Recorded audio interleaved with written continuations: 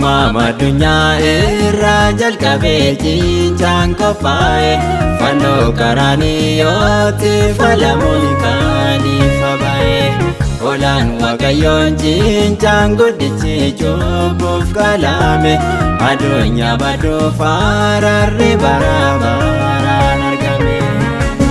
Amantiin ala Waaqa gammachiisuun hin danda'amu.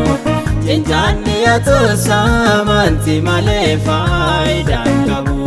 Namni hundinuu kan fayyu amantiidhaan malee. Hojii ofiitiin hin fayyu taariitti ta'a malee.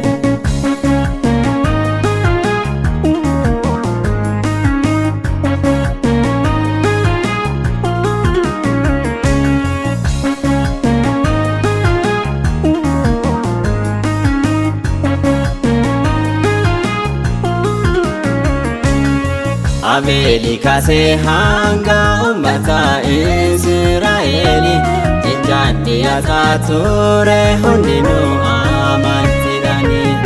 Amantiin kan taane Waaqa afootti fudhatamu. Hojii ofiitiin eenyus qulqulluu ta'een argamu. Amantiin ala Waaqa gammachiisuun hin danda'amu. Cincaan dhiyaatus amantii malee faayidaan qabu. Namni hundinuu kan fayyu amantiidhaan malee. Hojii ofiitiin hin fayyu taariitti ta'a malee.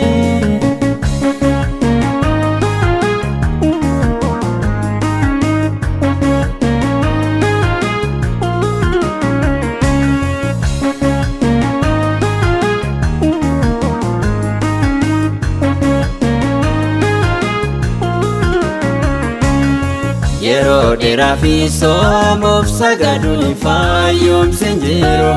Amantiin alaa wanti godhamu soomaan jijjiiru.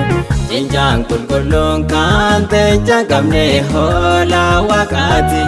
Isatti amanuun fayyina malee hojii miti. Amantiin alaa Waaqa gammachiisuun hin danda'amu. Cincaan dhiyaatus amantii malee faayidaan qabu. Namni hundinuu kan fayyu amantiidhaan malee. Hojii ofiitiin hin fayyu taariitti ta'a malee.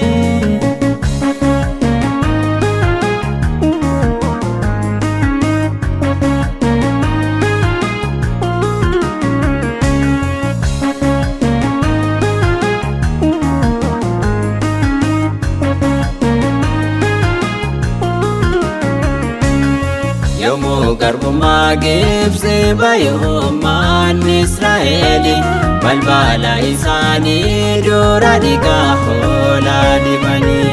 Cincaa hin qabne Waaqayyoof dhiyeessanii. Hoolaa Waaqa Kiristoosiin amantiidhaan arganii. Amantiin ala Waaqa gammachiisuun hin danda'amu. Cincaan dhiyaatus amantii malee faayidaan qabu.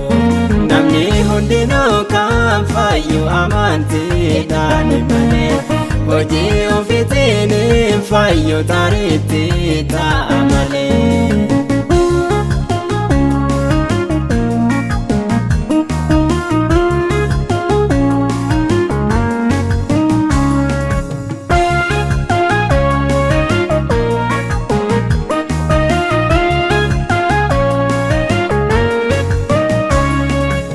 Waaqeffannaa dhugaa keessa Waaqaaf cincaa dhiyeessu. Amantiidhaan Waaqa isaanii ni gammachiisu. Kakuu isaaniif Waaqayyo jidduu sirriitti cimsu. Waaqolii dharaaf akkaan sagannee of ni taasisu. Amantiin ala Waaqa gammachiisuun hin danda'amu. Cincaan dhiyaatus amantii malee faayidaan qabu. Namni hundinuu kan fayyu amantiidhaan malee. Hojii ofiitiin hin fayyu taariitti ta'a malee.